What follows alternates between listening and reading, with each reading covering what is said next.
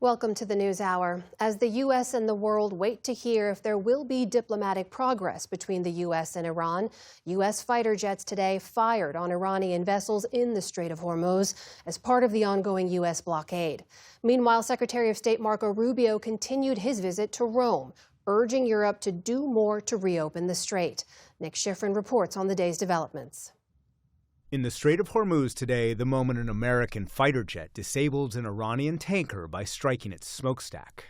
F-18 struck two empty Iranian tankers today, accusing them of trying to run the U.S. blockade to reach Iranian ports. In the Strait, the U.S. and Iran are in a tug of war, and it's pulling at the ceasefire seams.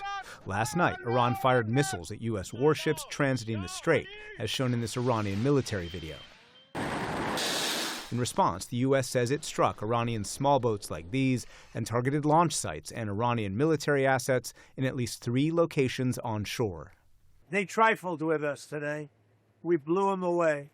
They trifled. I call that a trifle. Last night, after a driving tour of a drained Lincoln Memorial reflecting pool, the president once again threatened Iran if it didn't make a deal. If there's no ceasefire, you're not going to have to know. You're just going to have to look at one big glow coming out of Iran. And they better sign their agreement fast. But today, Iranian Foreign Minister Abbas Araghchi said threats like those make a deal less likely. He wrote, "Every time a diplomatic solution is on the table, the U.S. opts for a reckless military adventure. Iranians never bow to pressure, and diplomacy is always the victim."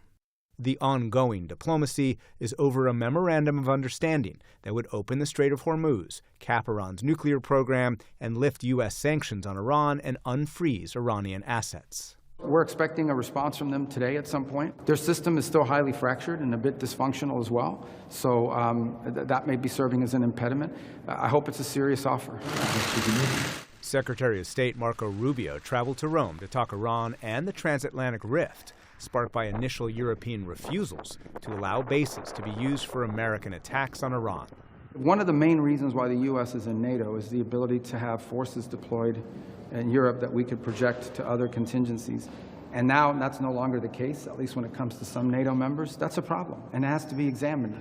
That examination peaked last week when President Trump announced he would withdraw at least 5,000 troops from Germany within the next year, in response to this comment by Chancellor Friedrich Merz. An entire nation is being humiliated by the Iranian leadership, especially by these so-called revolutionary guards.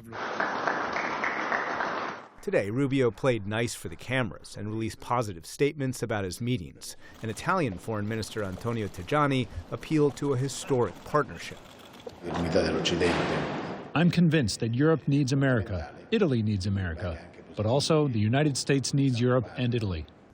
Europeans are developing a plan to help keep the Strait of Hormuz open, but only after the war ends. And today, some 1,600 ships in the strait are still stuck, waiting for any progress toward a deal. For the PBS News Hour, I'm Nick Schifrin.